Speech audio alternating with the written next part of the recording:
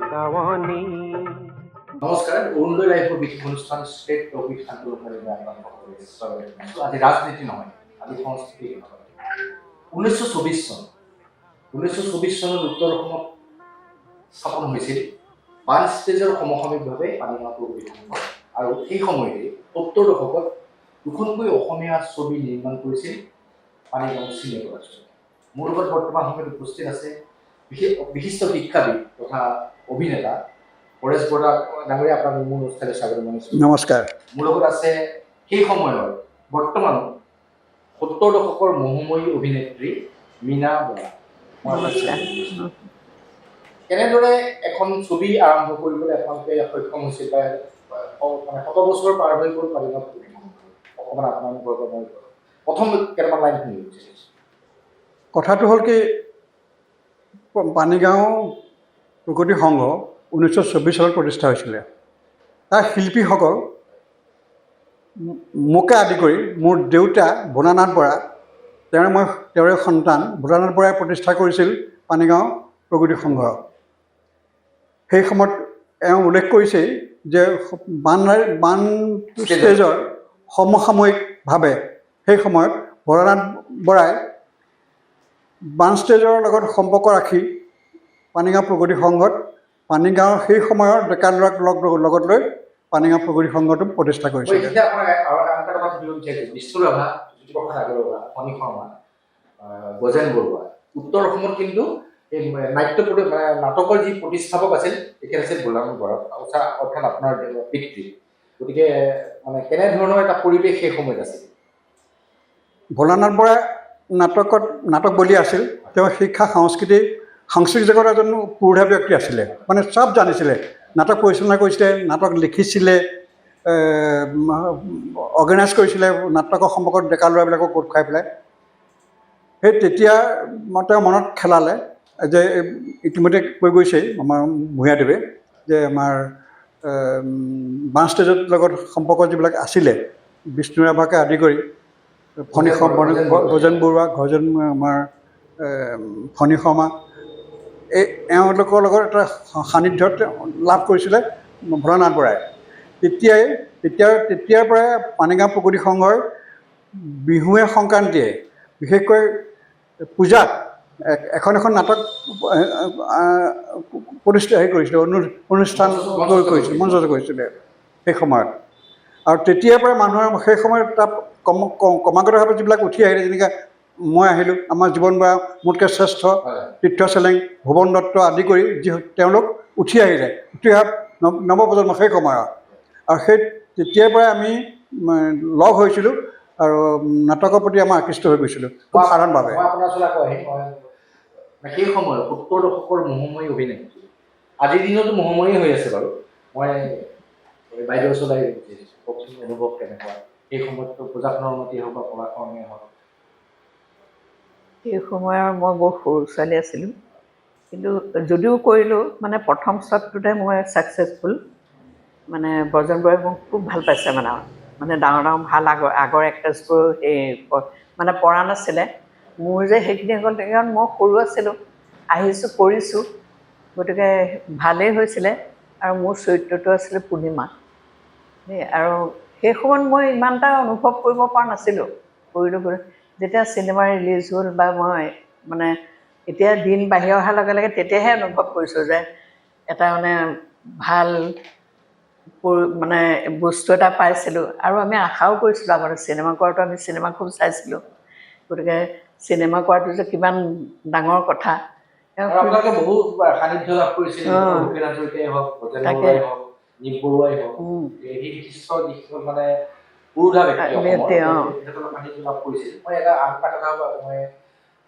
লগত শ্বেয়াৰ কৰিব বিচাৰিছোঁ যে লোকেল গাৰ্জেন পাৰ্মানেণ্ট গাৰ্জেন হ'ল নেকি?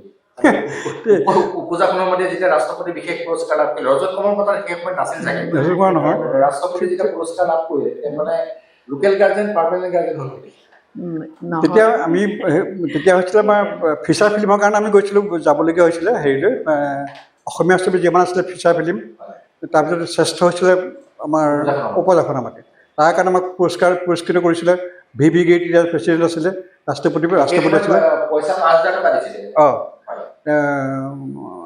আমাকে প্ৰগতি চিনে প্ৰডাকশ্যনত দিছিলে যে প্ৰগতি চিনে প্ৰডাকশ্যন মানে প্ৰাইভেট কোম্পানী নহয় প্ৰগতি চিনে প্ৰডাকশ্যন আছিলে তেতিয়া পাব্লিক লিমিটেড কোম্পানী।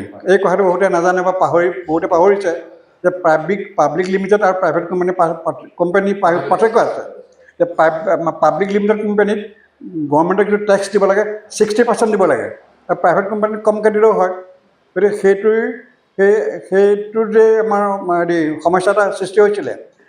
যেতিয়া আমি হেৰিলৈ যাওঁ, ৰাষ্ট্ৰপতি পদক আনিবলৈ যাওঁ, তেতিয়াই আচলতে মীনা দাসৰ লগত সম্পৰ্কটো মই বেছি গাঢ় হ'ল। তেওঁলোকৰ লগত আমাৰ ঘৰৰ লগত সম্পৰ্ক আছিলে ঘৰুৱা, তথাপিতো তেতিয়া সম্পৰ্কটো অলপ বাঢ়িলে। আৰু এজনে মোক ক'লে, মোৰ বন্ধু এজন দেৱেন ভূঞাই ক'লে, এই ছোৱালী যে বিচাৰি ফুৰিছে কেলৈ মীনাকে বিয়া নকৰা কেলৈ, এইবুলি যেতিয়া মোক ক'লে, তেতিয়া কথা মই চিন্তা কৰিলোঁ যে কথাটো চিন্তা কৰিম। এইদৰেই মানে সম্পৰ্কটো গঢ় ল'লে। আৰু পুনৰ কথা পাতিম, বহুতখিনি কথা পাতিবলগীয়া আছে। এই মুহূৰ্তত প্ৰাগ নিউজৰ এক্সিকিউটিভ এডিটৰ ৰাজ্যবাহী সম্পাদক দেৱজিৎ ভূঞা মোৰ লগত আছে। দেৱজিৎ ভূঞা, 70 দশকত যেতিয়া অসমত ছবি উদ্যোগে গা কৰি উঠা নাছিল বা ছবি সম্পৰ্কত মানুহৰ বিশেষ কোনো ধাৰণা নাছিল, সেই সময়ছোৱাতেই লখিমপুৰৰ উত্তৰ লখিমপুৰ মূল চহৰৰ পৰা 10 কিলোমিটাৰ নিলগৰ পানীগাঁও অঞ্চলৰ ৰাইজে দুখনকৈ ছবি নিৰ্মাণ কৰিছিল। প্ৰথমতে উপজা সোণৰ মাটি, যিখনে পৰৱৰ্তী পৰ্যায়ত ৰজত কমল বঁটাৰে সন্মানিত হৈছিল, বোজেন বৰুৱা পৰিচালিত, আৰু পিছৰখন ছবি হৈছে পলাশৰে ৰং। সেইখন পৰিচালনা কৰিছিল আমাৰ সকলোৰে শ্ৰদ্ধাৰ জীৱন বৰা ডাঙৰীয়াই। পলাশৰ ৰঙত ভূপেন দাৰ গীত খুব জনপ্ৰিয় হৈছিল, উষা মংগেশকাৰৰ গীত জনপ্ৰিয় হৈছিল। কিন্তু আটাইতকৈ গুৰুত্বপূৰ্ণ কথা যে ৰাইজে নখ চুকাইলে নৈ বৈ বুলি এটা কথা আছে, আৰু পানীগাঁওবাসী ৰাইজে সেই 70 দশকতেই নখ চুকাৰি নৈ বোৱাইছিল। অৰ্থাৎ সকলোৰে সহায় সহযোগিতা অবিহনে এই দুখন ছবি সফল হৈছিল। এখন ছবি ব্যৱসায়িকভাৱে সফল হৈছিল আৰু আনখন ছবি ৰাষ্ট্ৰীয় বঁটা লাভ কৰিবলৈ সক্ষম হৈছিল। আৰু পলাশৰে ৰং কোনেনো সানিলে, ভূপেন দা আৰু উষা মংগেশকাৰৰ সেই কালজয়ী সৃষ্টি আজিও অসমৰ শদিয়াৰ পৰা ধুবুৰীলৈ ধ্বনিত হৈ থাকে। গতিকে সেই যি যাত্ৰা আৰম্ভ হ'ল, আৰু মই ভাবো যে অসমীয়া ছবি জগতৰ ভেটি সুদৃঢ় কৰাৰ ক্ষেত্ৰত পলাশৰ ৰং আৰু উপজা সোণৰ মাটিয়ে এটা বলিষ্ঠ ভূমিকা গ্ৰহণ কৰিছিল। ধন্যবাদ। ই আছিল দেৱজিৎ ভূঞা, প্ৰাগ নিউজৰ এক্সিকিউটিভ এডিটৰ, ৰাজ্যবাহী সম্পাদক। তেওঁ আচলতে সেই সময়ত সৰু আছিল, আমাৰ একে সমবয়সীয়া। মানে তেওঁ যথেষ্ট লিখা মেলা কৰিছে উপজা সোণৰ মাটি বা পলাশৰ ৰং সম্পৰ্কে। মই সুধিম আৰু আন এক প্ৰসংগলৈ আহিব বিচাৰিছোঁ। ডক্টৰ ভূপেন হাজৰিকাৰ সান্নিধ্য কালীগঞ্জত সেই সময়ত ভূপেন দাৰ ঘৰ আছিলে, আপোনালোকৰ সঘন আহজা আছিলে। এনেকুৱা এটা কথাও শুনা যায় যে ভূপেন দাই মানে কৈছিল যে মানে জীৱন নহয়, মানে তোৰ নাম আপোনাৰ নাম মৰণ হ'ব লাগে, মৰণ মৰা হ'ব লাগে। মানে ৰামৰ বদল কিনি লৈ গৈছিল। জীৱন বৰাইতো জীৱনত মানে খুৰা কেতিয়াও চিনি পোৱা নাছিলে। গতিকে ৰত্নজা সেই সময়ত আছিলে ভূপেন দাৰ লগত। তেতিয়া ৰত্নজাই কৈছিল বোলে, দাদা আপোনাক ৰামৰ বদল দিছে, ৰামটো ঘোঁৰাকে খুৱায়। তেতিয়া মানে ভূপেন দাই কৈছিল যে মানে তোমাৰ নাম জীৱন নহয়, মৰণ দিব লাগিছিল। সেই সম্পৰ্ক আপোনাক কওকচোন। সেই চেপ্টাৰটো মই ৰত্নজাৰ লগত যে ভূপেন হাজৰিকাৰ গৈছিলে জীৱন দা, সেইটো মই নাজানো। কিন্তু ভূপেন হাজৰিকাৰ লগত আমাৰ সম্পৰ্ক আমাৰ পলাশৰ ৰং কৰা বহুত আগতে সম্পৰ্ক। মানে প্ৰগতি সংঘলৈ আমি লৈ গৈছিলোঁ। জীৱন বৰা আৰু মই গুৱাহাটীলৈ গৈ নিজৰাপাৰত ভূপেন হাজৰিকাক লগ ধৰিলোঁ যে প্ৰগতি সংঘলৈ আপুনি এবাৰ যাব লাগে। আমি মাতি আনিলোঁ প্ৰগতি সংঘলৈ লৈ গ'লোঁ। আমাৰ যিদিনা তেওঁ গৈছে, আমি জীৱন বৰা মই সেৱা কৰিলোঁ। চবৰ আগত মানুহৰ আগত বহুত মানুহ, তাৰ আগত আমি ভূপেন হাজৰিকাক সেৱা কৰিলোঁ। সেৱা কৰাৰ পিছত বহুতে পিছত বদনাম উলিয়াইছিলে, কি কাৰণে সেৱা কৰিব লাগে বা ভূপেন হাজৰিকাই বুলি কৈছিলে। তেতিয়া তেওঁলোকে মানুহবিলাকে বুজি পোৱা নাছিলে, ভূপেন হাজৰিকাই সেই বস্তু বুজিব পৰা নাছিলে। পিছতহে বুজি পাইছে, ৰিয়েলাইজ কৰিলে যে আমি বৰ ডাঙৰ ভুল কৰিলোঁ। ভূপেন হাজৰিকা কোন পিছত গম পাইছে। গতিকে এই ভূপেন হাজৰিকাৰ সান্নিধ্যটো আমাৰ বহু আগৰ, মানে চিনেমাখনত কৰা বহু আগৰ। আৰু অৱশ্যে পলাশৰ ৰঙৰ মিউজিক ডাইৰেকশ্যন দিবৰ কাৰণে আমাৰ ভূপেন হাজৰিকাই নিজেই ক'লে, মানে গানবোৰ মানে কিমান টকা লৈছিলে ভূপেন হাজৰিকাই গান লৈ 25,000 টকা লৈছিলে ভূপেন হাজৰিকাৰ মিউজিকৰ কাৰণে। উষা মংগেশকাৰ প্ৰসংগলৈ আহোঁ। নেশ্যনেলি মানে খুব জনপ্ৰিয় আছিলে। আপোনালোকৰ লগত কেনেকুৱা ধৰণৰ সম্পৰ্ক আছে? সেইটো উষা মংগেশকাৰ ভূপেন হাজৰিকাই নিজে হেৰি কৰিছে, কণ্টেক্ট কৰিছে তেওঁৰ লগত। ভূপেন হাজৰিকাৰ সৌজন্যতহে উষা মংগেশকাৰক ল'ব লগা হয়। তেওঁ ভূপেন হাজৰিকাই লতা মংগেশকাৰৰ কথা কৈছিলে, কি হেৰি আমাৰ জীৱন বৰাই ভূপেন হাজৰিকাই কণ্টেক্ট কৰিলে হেৰিয়ে ক'লে লতা মংগেশকাৰে ক'লে যে নহয় উষাকে লোৱা মই টাইম দিব নোৱাৰিম সেইকাৰণে সেই অজুহাততে উষা মংগেশক ল'বলগীয়া হ'ল আপোনাৰ ওচৰলৈ মই বাইদেউৰ ওচৰলৈ গৈছোঁ যি সেই সময়ত আপুনি বিজু ফুকনৰ গেষ্টৰ অভিনেত্ৰী আছিলে যথেষ্ট মোহময়ী অভিনেত্ৰী মই আগতেও উল্লেখ কৰিছোঁ এতিয়াও আপুনি মোহময়ী হৈ আছে বাৰু গতিকে আপোনাৰ মানে অনুভৱ কেনেকুৱা মানে আৰু গৌৰী বৰ্মনৰ নিচিনা মানুহ মানে খুব হেৰি মানুহ তেওঁ টেকনিকেল ডাইৰেক্টৰ আছিল কোনখন ছবি জানো পলাশৰং আপুনি কওকচোন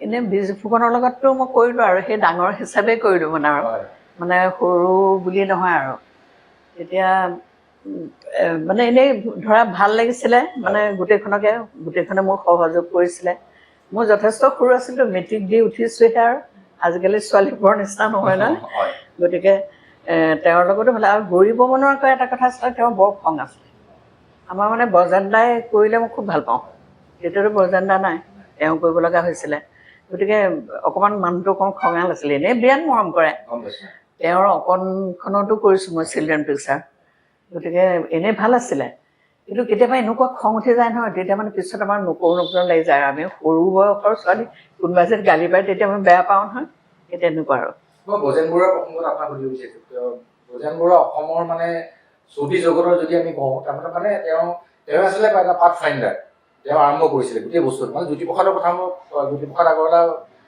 প্ৰসংগলৈ মই নাহোঁ তাৰপিছত বজেন বৰুৱা মানে ইমান টেলেণ্টেড তেওঁ মানে মাল্টি টেলেণ্টেড তেওঁ গান লিখিবও পাৰিছিল তেওঁ গান গাবও পাৰিছিল তেওঁ ছবি পৰিচালনা কৰিব পাৰিছিল গোটেইখিনি আপুনি বজেন বৰুৱাৰ সম্পৰ্কে অকণমান কওকচোন অসমৰ ৰাইজে জানিব বিচাৰে সেই গোটেই কথাখিনিতো ইতিমধ্যে আপুনি কৈছেই বজেন বৰুৱা কেনেকুৱা মানুহ আছিলে কিমান টেলেণ্ট আছিলে কথাখিনি কৈছে আচৰিত কথা বজেন বৰুৱাই যেতিয়া আমাৰ হেৰিখন কৰোঁ উপদৰ্শনমতে কৰোঁ তেতিয়া চাউণ্ড ছিষ্টেমটোৱে নাছিলে অসমত তেতিয়া চাউণ্ড ছিষ্টেমটো তেনেকুৱা ধৰণৰ নাছিলে আজি যিটো আছিলে সেই তেতিয়া দিনত নাছিলে তেওঁ টেপ ৰেকৰ্ডাৰ এটা সাধাৰণ এটা টেপ ৰেকৰ্ডাৰ তৈয়াৰ কৰি দিছিলে এনেধৰণে তৈয়াৰ কৰি দিছিলে আৰু আমাৰ চৌহান বুলি এটা ল'ৰা আছিলে চাউণ্ড ৰেকৰ্ডিষ্ট তাক মাতি আনি তাক শিকাই বুজাই ধুনীয়াকৈ ল'লে লৈ সেই টেপ ৰেকৰ্ডাৰতে গোটেই ছবিখন নিৰ্মাণ কৰিলে ইমানেই টেলেণ্টেড আছিলে পুনৰ কথা পাতিম আমি দুটামান মিডিয়া বাইদেউ আমাৰ ওচৰত আছে ৰুথেশ্বৰ ভূঞা তেওঁ সাধাৰণ সম্পাদক আছিল আপুনি জানে আৰু ভুৱন দত্ত বৰা তেওঁ অভিনয় কৰিছিলে আমি তেওঁলোকে কি কয় সেই সম্পৰ্কে আমি অলপ শুনিম ছাৰ প্ৰথম কথা বান মঞ্চ যেতিয়া কলাগুৰু বিষ্ণুপ্ৰসাদ ৰাভাই মঞ্চস্থ কৰিছিল তাৰপিছতে কিন্তু আপোনালোকৰ পানীগাঁও প্ৰগতি সংঘ পুৰণা অনুষ্ঠান কিন্তু আজিও খুব এক জৰাজীৰ্ণ অৱস্থাত আছে আপুনি পানীগাঁও প্ৰগতি সংঘৰ লগত আপুনি জড়িত আছিল আপুনি প্ৰথমৰ পৰাই আপোনালোকৰ নেতৃত্বতে এই পানীগাঁও প্ৰগতি সংঘ অনুষ্ঠানভাগ আৰম্ভ হৈছিল ক'ৰবাত ছাৰ থাকি গ'ল নেকি কাম কৰিবলৈ থাকি গ'ল নেকি এইটো মানে সময়ৰ আহ্বান হয় কেতিয়া কি হয় ক'ব নোৱাৰি আমাৰ অঞ্চলতে এটা পুৰণা অঞ্চলে হয় আৰু বিশেষকৈ এই অঞ্চলৰ পৰা শিক্ষাই হওক সাহিত্যই হওক সংস্কৃতিয়েই হওক সৰ্ব দিশত বৰ মানে আগবঢ়াব পৰা যথেষ্ট ব্যক্তি জন্ম হৈছিল আৰু সেইসকলৰ চেষ্টাতে নানান অনুষ্ঠান প্ৰতিষ্ঠান ইয়াত গঢ়ি উঠিছিল আমি ইয়াত 100 বছৰীয়া বিদ্যালয় বা স্কুল বুলিবলৈ বিচাৰি নাপাওঁ অঞ্চলটো কিন্তু তাৰ ভিতৰতো দুই এখন এই LP স্কুল যাক কওঁ 17 বৰ্ষৰ গৰাকী LP স্কুল অঞ্চলটোত গঢ়ি উঠিছিল সেই সকলোখিনি অৱদান কেৱল মাত্ৰ আমাৰ সেই নমস্য ব্যক্তিসকলৰ প্ৰতি সেই সময়ত আমাৰ অঞ্চলটোৰ অৱস্থা আছিল অতি বেয়া মানে বানপানী নৈশ বিপদযুক্ত আৰু তাৰোপৰি মানুহবিলাক ধনী মানুহ আমাৰ অঞ্চলত নাছিলে খাবলো ঘাটৰ পৰা ইকৰা কঢ়িয়াই আচলতে প্ৰগতি সংঘ স্থাপন কৰা হৈছিল কৰিছিলে এটা সময়ত তেনেকৈ মানুহে কষ্ট কৰি অনুষ্ঠানবোৰ গঢ়ি তুলিছিল আৰু সাহিত্য সংস্কৃতিয়ে বোলক বিভিন্ন ক্ষেত্ৰত মানুহৰ অৱদানবিলাক আছিল যিটোক আমি এতিয়া সদায় স্মৰণ কৰি থাকিবলগীয়া হয় এতিয়াও বয়সস্থ মানুহ আমাৰ অঞ্চলত নাইকিয়া হৈ গৈছে যেই হওক যিটো পাইছোঁ সেইটো তুলনা কৰিবলগীয়া নাই আৰু যেই হওক মোক এতিয়া সোধা হৈছে অৰুণোদয় লাইফৰ পৰা যে শিক্ষা সম্পৰ্কতো কিবা আশা কৰিবলৈ মন গৈছে বাৰু যেই হওক কৈছে ন অৱস্থা বেয়া অঞ্চলটো। ওখ মাটি অকণ নথকাৰ কাৰণে এই অঞ্চলত সৰ্বপ্ৰথমে কেন্দ্ৰীয় স্থান হিচাপে বিদ্যালয় গঢ়ি উঠিব লাগিছিল, কিন্তু তেনেকুৱা ঠাই নথকাৰ কাৰণে মানুহৰ চেষ্টা কৰিছিল যদিও। ছাৰ আমি অন্য এক প্ৰসংগলৈ যাম। উপজা সোণৰ মাটি আৰু পলাশৰ ৰং, জয়মতী পিছতে কিন্তু বজেন বৰুৱা ছাৰৰ এই দুখন চিনেমাই খুব আলোড়ন সৃষ্টি কৰিছিল অসমত, আৰু সেই ছবি দুখনৰ ছবি নিৰ্মাতা হিচাপে আপুনিও আপোনাৰো খুব অৱদান আছে। এই ক্ষেত্ৰত ছাৰ কেনেকুৱা আচলতে সৃষ্টিবিলাক ক'ৰ পৰা আহিছে? সেইকাৰণে কৈছোঁ যে প্ৰগতি সংঘ এটা পুৰণা অনুষ্ঠান, শিক্ষা সাহিত্য সংস্কৃতিৰ ক্ষেত্ৰত লাভ আছিল, আৰু ইয়াত অতি মানে এই ৰংগমঞ্চ প্ৰিয় থিয়েটাৰ আদি কৰা সম্পৰ্কত যথেষ্ট শিল্পীৰ আৱিৰ্ভাৱ হৈছিল, আৰু সেইসকলৰ মাজতে এটা হ'ল 72 পৰা ধৰি সেইটো সময়ত আগৰখিনি কথা বাৰু বাদ দিছোঁ, জয়মতীৰ পাছৰ পৰা কথাখিনি, তাৰ মাজতো আমাৰ এই যিটো প্ৰগতি সংঘ আমি 100 বছৰীয়া ইতিহাস পাতি পাইছোঁ, সেই অনুষ্ঠানটোত প্ৰতি বছৰে নাট ভাওনা আদি অনুষ্ঠিত হৈ আহিছে। যি হওক, আমাৰ উদ্যমীসকলৰ মাজত এটা সময়ত চিন্তা হ'ল যে আমি কেনেকৈ ইয়াত আমি চিনেমা শিল্প আগবঢ়াই নিব পাৰোঁ। এতিয়া প্ৰগতি সংঘৰ আলমতে আমি 1972 চনৰ আগতে কি হ'ল, এটা কোম্পানী, প্ৰাইভেট কোম্পানী গঠন কৰিলোঁ, যে পানীগাঁও প্ৰগতি সংঘৰ চিনে প্ৰডাকশ্যন লিমিটেড বুলি এটা কোম্পানী গঠন কৰা হ'ল, আৰু সেই কোম্পানীটোৰ দায়িত্ব আমাৰ 7জন ডিৰেক্টৰ আছিল। তাৰপিছত মই আছিলোঁ কোম্পানীটোৰ ছেক্ৰেটেৰী, আৰু লগ লাগি আমি প্ৰথমে চিনেমাখন কৰাৰ কথা ভাবিলোঁ। আমাৰ আটাইতকৈ গুণী আৰু এই প্ৰগতি সংঘৰ লগত জড়িত সাহিত্যনুৰাগী, নাট্যপ্ৰেমী জীৱন বৰাদেৱে অগ্ৰভাগ দিলে, আৰু তেওঁ ক'লে যে আমি কিয় চিনেমা এখন কৰিব নোৱাৰোঁ। কিন্তু যিটো চিনেমা কৰিবলৈ লোৱা হৈছিল, সেইটো সময়ত পানীগাঁৱত বিদ্যুতৰ সৰবৰাহে নাছিল, বিদ্যুৎ নাছিল, তেতিয়া বিদ্যুৎ নাছিল, আৰু তেতিয়াৰ মুখ্যমন্ত্ৰী আচলতে মহেন্দ্ৰ মোহন চৌধুৰী অসমৰ মুখ্যমন্ত্ৰী আছিল, আৰু তেতিয়াই ছাৰ বিদ্যুৎ সংযোগ আপোনালোকে ইয়াত স্থাপন কৰিলে। তাৰপিছতে এক ধাৰা হৈ গ'ল, পানীগাঁও জাকত জিলিকা হ'ল, চিনেমা দুখন ওলালে, তাৰপিছতে কিন্তু জাকত জিলিকা হৈ গ'ল। আৰু ছাৰ বজেন বৰুৱাৰ লগত আপুনি কাম কৰিছে, বা নিপ বৰুৱা ছাৰৰ লগত আপুনি কাম কৰিছে, সান্নিধ্য পাইছে, ভূপেন হাজৰিকা সান্নিধ্য পাইছে, ভূপেন হাজৰিকাৰ গীতৰ কলমতে চাগে আপোনাৰো বহুত অৱদান আছে, খুব সুন্দৰভাৱে তেখেতলোকক সান্নিধ্য পাইছে। এই ক্ষেত্ৰত কি ক'ব? এতিয়া আমি পৰম ধন্য মানিছোঁ যে এই অঞ্চলত অকল ভূপেন হাজৰিকা বা নিপ বৰুৱা বা বজেন বৰুৱাই নহয়, আমাৰ ভালেমান সাহিত্যিক বা ৰাজনীতিবিদৰ আমাৰ এই অঞ্চলটোলৈ আগমন হয়, আৰু এই সকলোখিনি সান্নিধ্য আমাৰ অঞ্চলটোৰ ৰাইজে পাইছে। গতিকে সেই শিল্পীসকলৰ ভিতৰতো ভূপেন হাজৰিকাই হওক বা নিপ বৰুৱাই হওক বা বজেন বৰুৱাই হওক, তেখেতসকলকো আমি পালোঁ, আৰু আমাৰ যিটো মনৰ কামনা আছিল, সেই কামনা পূৰণাৰ্থে আমি চিনেমা দুখনতো তেখেতসকল নিজেও আগবাঢ়িল, আমিও সুবিধা কৰি দিলোঁ।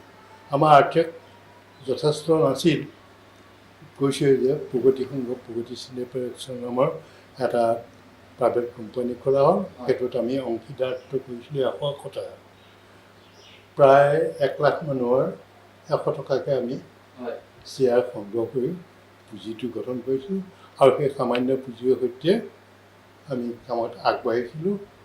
নানান বাধা বিঘিনি আছিল যদিও। ছাৰ মুঠ ব্যয় 1,20,000 আছিল, কিন্তু এই চিনেমাখনৰ মুঠ ব্যয় যদি আমি চাওঁ 1,20,000। উপাৰ্জন ছাৰ কেনেকুৱা আছিল ক'ব পাৰিব নেকি তেতিয়া দিনত? উপাৰ্জনৰ কৈছে নহয় যে আমাৰ 1.5 লাখ মান উপাৰ্জন হৈছিল, মানে হেৰি আছিল এই শ্বেয়াৰ অংশ বিক্ৰী কৰি 1.5 লাখ মান হৈছিল, আৰু তাৰে খুব কম ব্যয়ত সেই চিনেমাখন, কোনো চিনেমা হয়তো ইমান কম ব্যয়ত কৰা হোৱা সম্ভৱপৰ নহয়। আজিৰ যুগততো কোটি টকাৰ ভিতৰত পৰিছে, ধৰিবই নোৱাৰি। যি হওক, আমি সেইখিনি সমস্যা সমাধান কৰিছোঁ। ভূপেন হাজৰিকাই হওক বা বজেন বৰুৱাই হওক, আমাক টকা পইচাৰ ক্ষেত্ৰত তেনেকুৱা কোনো ডিমাণ্ডো কৰা নাছিল, মানে আমাৰ লগত ইমান ধৰণে সহৃদয়তা প্ৰকাশ কৰিছিল যে আমি তেখেতসকলেও আমাক তেনেকৈ কৰা নাছিল। যি সময়ত মুভি চিনেমা নাছিল সেই সময়ত এই দুৰ্গৰ পানীগাঁৱৰ নিচিনা এলেকা দুখনকৈ চিনেমা আচলতে কেনেদৰে আপোনালোকে ভাবিছিল সেই তেতিয়াই? তেতিয়া 1970-71 চনত প্ৰথমে পানীগাঁও প্ৰগতি সংঘৰ পৰা উলিওৱা হৈছিলে। উপজাখনৰ মানে ৰাষ্ট্ৰীয় পুৰস্কাৰ পাইছিলোঁ। তাত মই দুৰ্গৰ ডিৰেক্টৰ আছিলোঁ আৰু মই অভিনয় কৰিছিলোঁ মদন বৰুৱাৰ লগত। আৰু তাত সংগীত হেৰি কৰিছিল আপোনাৰ ভূপেন হাজৰিকা?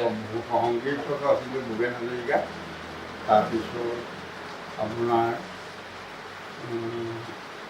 জয়া বাইদেউ আপোনালোকৰ খুব ভাল বান্ধৱী, তেখেত অভিনয় কৰিছিল। জয়া বাইদেউ অভিনয় কৰা নাই। জয়া মোৰ পৰিবাৰৰ লগত ইমান বান্ধৱী আছিল। মোৰ পৰিবাৰৰ নাম হ'ল শ্ৰীমতী ধনপ্ৰভা বৰুৱা আৰু একেলগে পঢ়িছিলোঁ আৰু জয়া জয়াৰ লগত ভাল বান্ধৱী আছিল। তাৰপিছত সেই চিনেমাই আমাৰ প্ৰগতি সংঘত ৰাষ্ট্ৰীয় পুৰস্কাৰ পাইছিলে আৰু তাৰপিছতে আমাৰ প্ৰগতি সংঘৰ পৰা ছেকেণ্ড চিনেমা বনোৱা হ'ল কলাসৰঙত জীবন বৰাৰ দেৱৰ কাহিনী আছিল আৰু তাত অভিনয় কৰিছিলে শ্ৰীজিৎ পৰেশ বৰা আৰু মীনা বৰা। যিহেতু আপোনালোকে তেতিয়াই 1970 চনত প্ৰায় 1970 চনতে দুখন চিনেমা আপোনালোকে এনেকুৱা পানীগাঁও নিচিনা দুৰ্গম এলেকাত আপোনালোকে চিনেমা কৰিছিল, সেই ধাৰাটো আজিও অটুট আছেনে আপুনি কি ভাবে?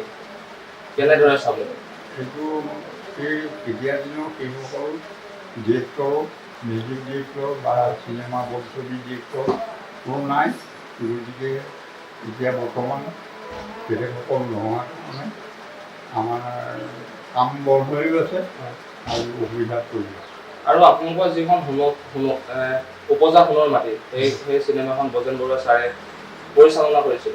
তেখেতে কিন্তু উপজা সোণৰ মাটি চিনেমাখন মুক্তি নোহোৱাৰ আগতে তেখেত কিন্তু স্বৰ্গগামী হ'ল। ভাতৃ নীল বৰুৱাই চিনেমাখন আকৌ উত্থান কৰিছিল। আপুনি এই ক্ষেত্ৰত কি ক'ব? বা তেনেকুৱা আপোনাৰ কিবা স্মৃতি আছে নেকি লগত জড়িত হোৱা? তেখেতে মানে বজেন বৰুৱাই যেতিয়া গোলাঘাট শ্বুটিং হৈছিলে, গোলাঘাটত লখিমপুৰ দুখন জিলাতে প্ৰায় শ্বুটিং হৈছিলে। তেখেত মানে গোলাঘাট থাকোঁতেই শ্বুটিং অৱস্থাতে তেখেত মানে যায়। তাৰ পিছত নেকি নীল বৰুৱা আৰু আমাৰ মানে প্ৰগতি সংঘৰ জীৱন বৰাদেৱে বহুত চেষ্টা হেৰি কৰি চিনেমাখন ৰিলিজ কৰে। আৰু সুধাকণ্ঠ ডক্টৰ ভূপেন হাজৰিকাৰ সৈতে আপুনি কাম কৰাৰ সুযোগ পাইছিল নিশ্চয়? কেনেকুৱা আচলতে সুধাকণ্ঠ ভূপেন হাজৰিকাৰ কাষত পাই কেনেকুৱা লাগিছিল? ভূপেন হাজৰিকা মোৰ লগত মোৰ ভাল হেৰি আছিল আৰু মই তেখেতৰ পাবিংগঞ্জ কলিকতা পাবিংগঞ্জত 2-3 দিন থাকিছোঁ আৰু তেওঁৰ লগত গৈছোঁ। আৰু ভূপেন হাজৰিকা তেওঁ লখিমপুৰলৈ আহোঁতে মই ঘৰলৈ আহিছোঁ, ভাল থাকি আছোঁ। আৰু বজেন বৰুৱা দেৱো আহিছিলে। আমাৰ মানে ঘৰুৱা হেৰি আছিলে, আমিও সম্পৰ্ক আছিলে। আমিও যেতিয়া যাওঁ বজেন বৰুৱাৰ ঘৰত গুৱাহাটী উজান বজাৰলৈ কৰিবলৈ যাওঁ আৰু সময় কটাওঁ। এয়া আছিল লোকেশ্বৰ ভূঞা আৰু ভুৱন দত্ত বৰাৰ মন্তব্য। আৰু নিশ্চিতভাৱে কলাসৰং আৰু উপজা সোণৰ কলাসৰং মই আন এক প্ৰসংগ কৰিব বিচাৰিছোঁ। সেই সময়ত ইলেক্ট্ৰিফিকেশ্যনৰ বহুত প্ৰব্লেম আছিল 1970-71 চনৰ কথা। গতিকে আৰু লখিমপুৰ জিলাখন বৃহত্তৰ লখিমপুৰ জিলা, ডিব্ৰুগড়ৰ পৰা আৰম্ভ কৰি গোটেইখিনি লখিমপুৰে সামৰি লৈছিলে।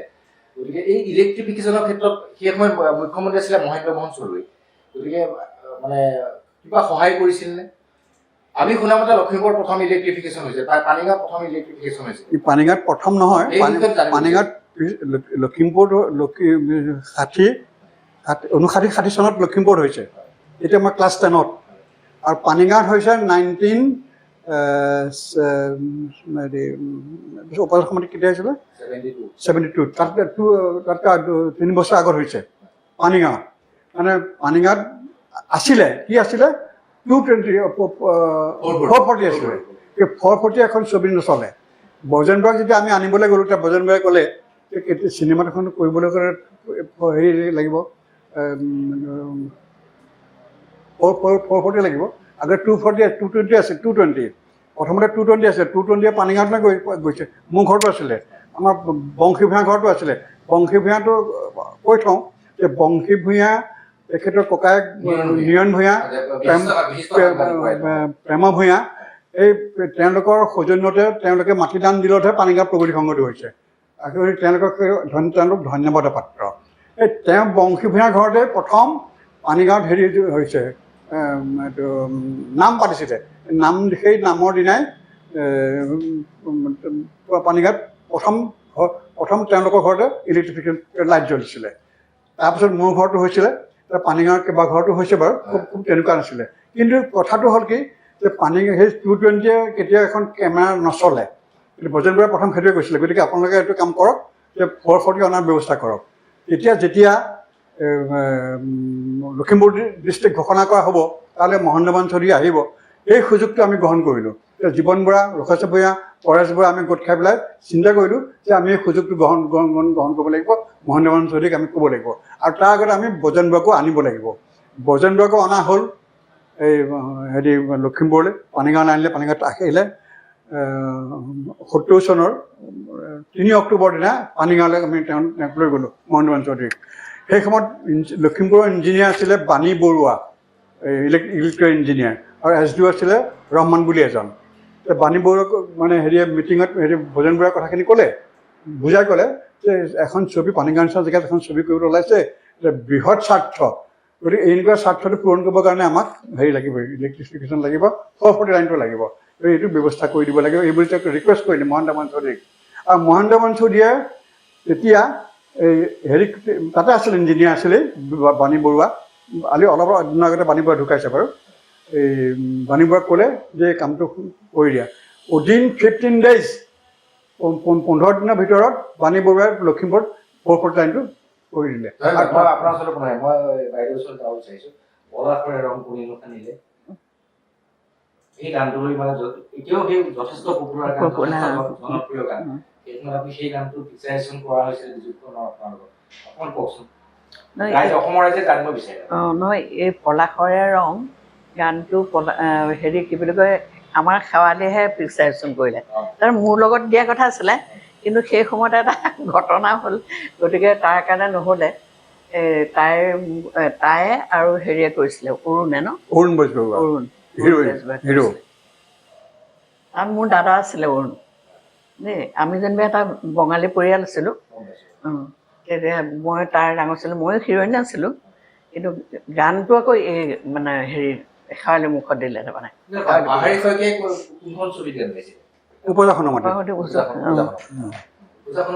যথেষ্ট পপুলাৰ হৈছে। কিন্তু মই আন এক প্ৰসংগলৈ আহিব বিচাৰোঁ আপোনাৰ ওচৰলৈ, যে মানে সেই যিটো এটা অনুষ্ঠান আছিলে পানীগাঁও প্ৰগতি সংঘ, বান ষ্টেজৰ মানে পৰিৱেশ পৰিস্থিতি আজি একদম ভাল হৈছে। কিন্তু পানীগাঁও প্ৰগতি সংঘটো বা পানীগাঁও চিনে প্ৰডাকশ্যন, প্ৰগতি চিনে প্ৰডাকশ্যনৰ বিধ্বস্তৰো কি ক'ব, নতুন জেনেৰেশ্যন বা নৱপ্ৰজন্মই সেই বস্তুটো উত্থান কৰিব পৰা নাই। এইটোৱে বৰ দুখৰ কথা, যে ইমানেই দুখৰ কথা যে উপায় নাপায় আমি বহুতে মানে এইটো মৰি খালি বুলি ক'বলৈ লৈছিলে। তেতিয়া মই পৰেশ বৰা, লক্ষেশ্বৰ ভূঞা দুইটা গোট খালোঁ। গোট খাই মানে কেনেকৈ উদ্ধাৰ কৰিব লাগিব, কেনেকৈ মানুহখিনিক জাগ্ৰত কৰিব লাগিব, এই বুলি কৈ মই এখন কাগজ দেখিলোঁ, চিঠি এখন গোহাৰি এখন লিখিলোঁ। যে গোহাৰিখন লিখিলোঁ, লক্ষেশ্বৰক ক'লোঁ যে তই এখন চাই দে। যে এনেকুৱা মানে এনেকৈ আৰম্ভ কৰিলোঁ যে হেৰি এটা কান্দোন শুনিছোঁ। ক'ৰ কান্দোন? পানীগাঁও প্ৰগতি সংঘৰ এটা কান্দোন শুনিছোঁ। এই কান্দোনটোকে হেৰি কৰি আৰম্ভ কৰি পেলাই আমি লক্ষেশ্বৰ ভূঞাই মই আৰম্ভ কৰিলোঁ গোহাৰিখন। আৰু সেইখন পপুলাৰ মানে সেই সময়ত ডেকা ল'ৰাবিলাকক দি দিলোঁ যে তেওঁলোকে এটা অনুষ্ঠান পানীগাঁও প্ৰগতি সংঘৰ এটা হেৰি পাতিলে, ৰাজহুৱা সভাখন পাতিলে, আৰু তাত এই কথাখিনি ক'লে। কোৱাৰ পিছতে নতুন প্ৰজন্ম জাগ্ৰত হ'ল, গৈ আজি এইটো অনুষ্ঠানটো আকৌ আৰম্ভ কৰিলে। এতিয়া যথেষ্ট ভাল আগতকৈ। আৰু অসম গভৰ্ণমেণ্টে 10 লাখ টকাও দিছে ষ্টেজটো, দিয়াৰ কথা আছে পৰিৱেশ। বাইদেউৰ ওচৰত যাব বিচাৰিছোঁ পৰিকল্পনা আৰু আছে নেকি ছবি কৰা? মই কালি মানে অনেষ্টলি কথাটো কৈ দিছোঁ আৰু মই কালি খুব অসমৰ জনপ্ৰিয় অভিনেত্ৰী মৃদুলা বৰৰ কথা পাতিছিলোঁ যে আপোনাৰ কথা কৈছিল এতিয়া ইমান ধুনীয়া হৈছে বা গতিকে আপোনাৰ কিবা অনাগত সময়ত পৰিকল্পনা আছে নেকি? এইটো ব্যক্তিগত প্ৰশ্ন কৰিছোঁ। এনেই সুবিধা পালে কৰিব পাৰোঁ, কিন্তু আজিকালি স্বাস্থ্যটো বেয়া হ'ল, গতিকে ঘূৰতো মানুহ নাইকিয়া নিচিনা হ'ল, গতিকে অকণমান অসুবিধা আৰু এখেতো বয়সটো হৈ গ'ল। এনেই পালে মানে কৰিম আৰু অলপ মানে বেছি দীঘলীয়া নহ'লেও কৰিব মন থাকে।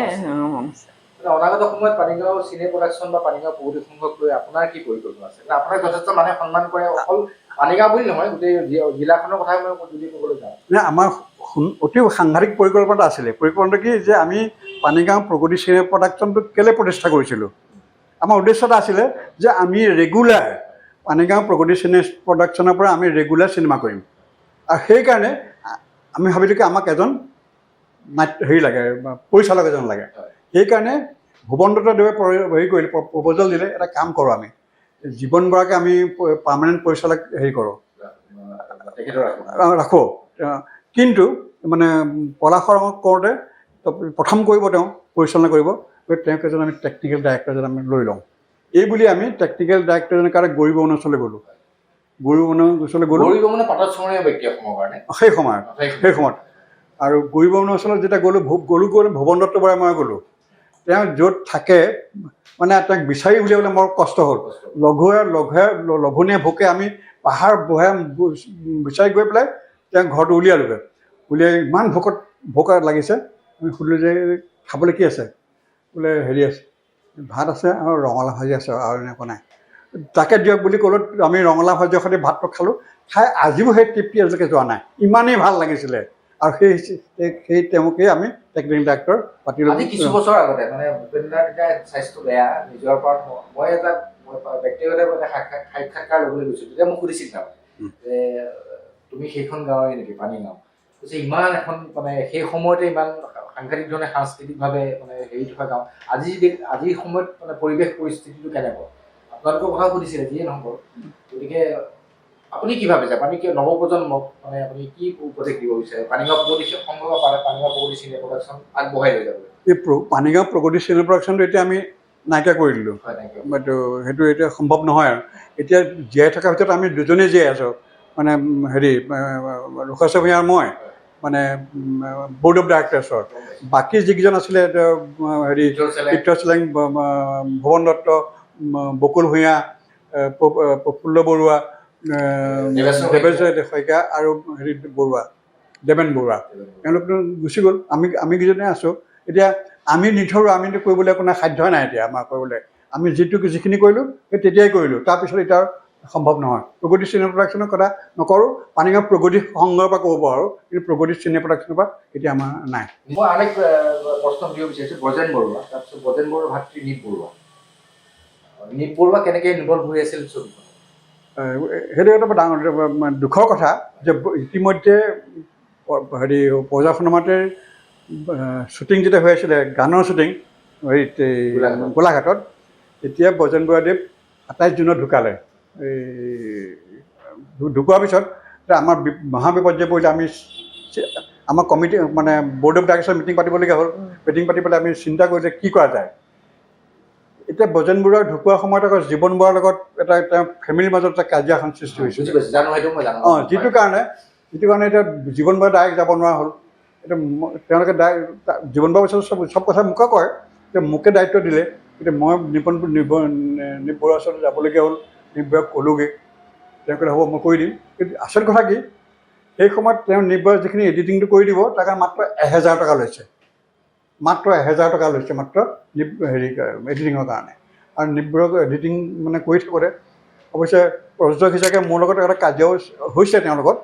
মানে এটা শ্বটত প্ৰজাসন্মাতিৰ এটা শ্বট আছিলে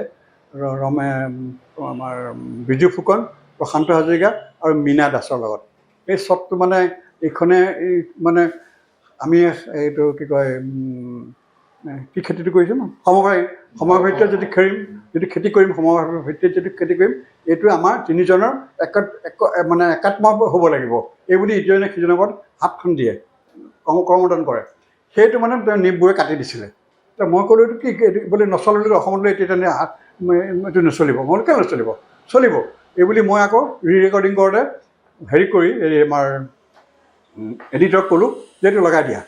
ৰেকৰ্ড লগাই দিলে। লগাই দিয়াৰ পাছত তেওঁ দেখিলে ৱাহ মই কৈছোঁ এইটো আৰু তেওঁ এইটো কেলৈ লগাই দিলে। তাৰ মোৰ লগত সেইকাৰণে মাত বোল নোহোৱা হ'ল। দুদিনমান মাত বোল নহ'ল আৰু পিছত আকৌ মাত বোল হ'ল যেনিবা আগত।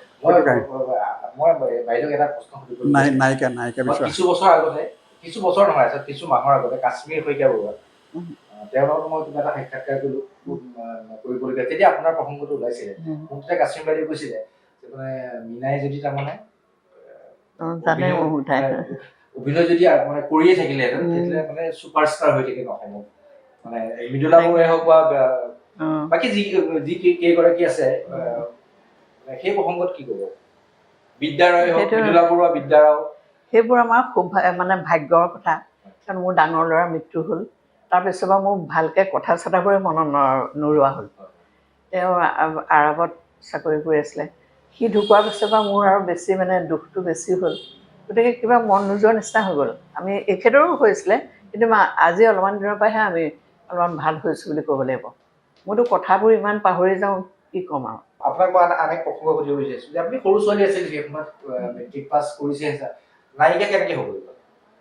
নায়িকা হৈ পেলাই মানে লখিমপুৰত সেই সময়ত হাইদৰহঁতৰ লগত নাটক মানে মই খুব সৰুৰ পৰা কৰিছিলোঁ। আলি হাইদৰহঁতৰ লগত আৰু নন্দকিশোৰহঁতৰ লগত, ভুৱন দত্ত, ভৱানী ভূঞাহঁতৰ লগত। গতিকে সৰুৰ পৰাই নাটক কৰি এনেই মানুহে জানে আৰু। তাৰপিছতে আমাৰ এখেত, তাৰপিছত আকৌ বজেন দা, তাৰপিছতে জীৱত দাই গোটেইখন আমাৰ ঘৰতে গ'ল। নলিন দুৱৰা তেখেতো ঢুকালে। তাৰপৰা গৈ পেলাই মোক মানে ফ্ৰক পিন্ধিয়ে আছোঁ আৰু মই তেতিয়া মোক মানে অকণমান চাপৰ দেখিলে।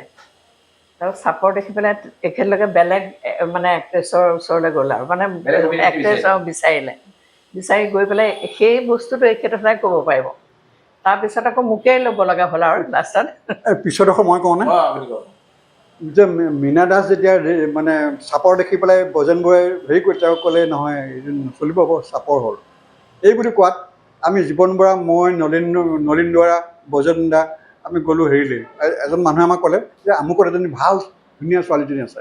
এই বুলি ক'লে আমি তেওঁৰ ঘৰ পালেগৈ বদতি তেওঁৰ ঘৰ পালগৈ পাই আমি জীৱন বৰাই মই নামি গৈছোঁ গাড়ীৰ পৰা। গাড়ী মই চাইছোঁ দেই, মোৰ গাড়ীখনৰ নাম ASM4 নতুন গাড়ী মোৰ। চবে জানে গ'লোঁ আমি জীৱন বৰাই মই নামি গৈছোঁ। নামি গৈ তেওঁ ঘৰলৈ গ'লোঁ। তেওঁ ঘৰত গৈ ক'লোঁ মিনু শইকীয়া আছে নেকি? বোলে তেওঁ দুৱাৰমুখৰ পৰা ওলাই আহি কৈছে হয় মই মিনু শইকীয়া। হ'ব নমস্কাৰ দেই আহিছোঁ। এই বুলি আমি দুইটা গুচি আহিছোঁ। ৰ'ব কেলৈ আহিছিলে? হ'ব পিছত ক'ম। এই বুলি আহিলোঁ।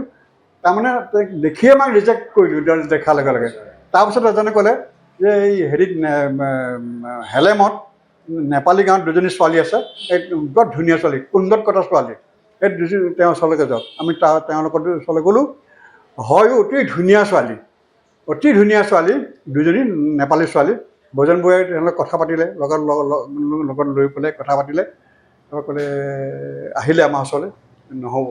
কেলৈ নহ'ব? বোলে হেৰি মানে ভাষাটো হেৰি নহয়, ক'ব নোৱাৰে, আমাৰ ভাষাটো নিমিলে।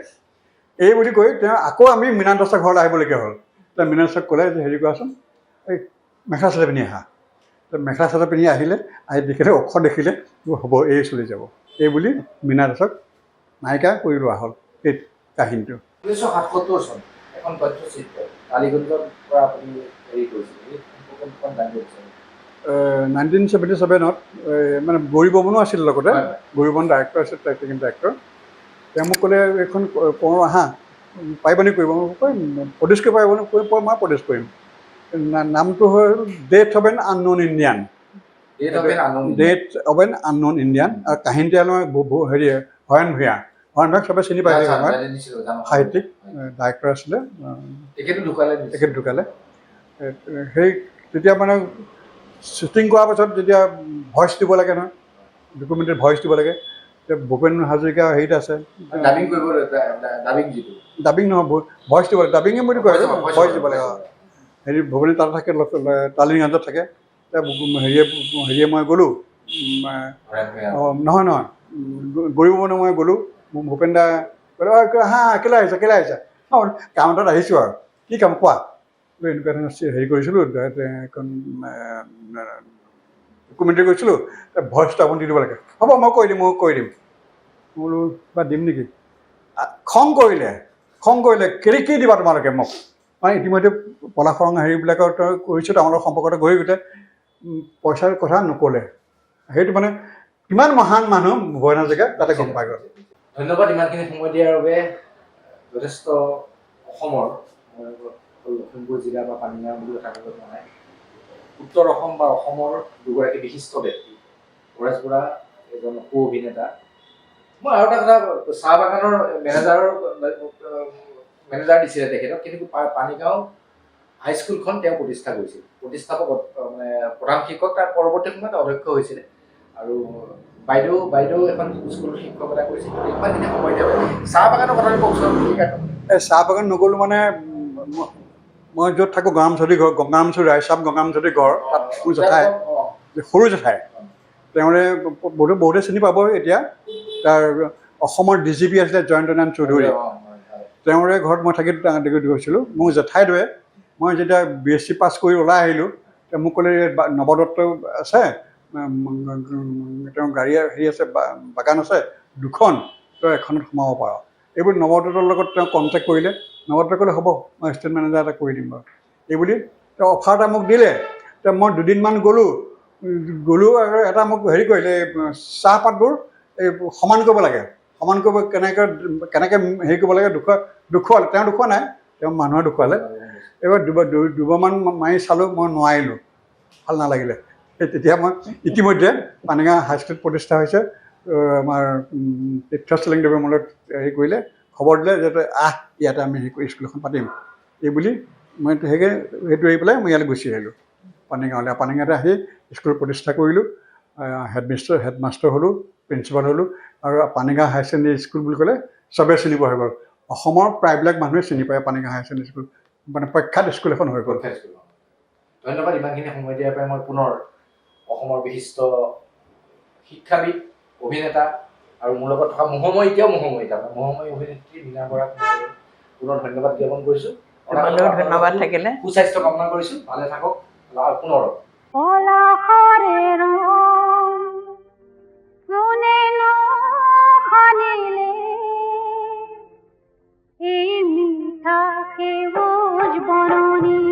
আৰু তোমাৰ কোমল চাৱনী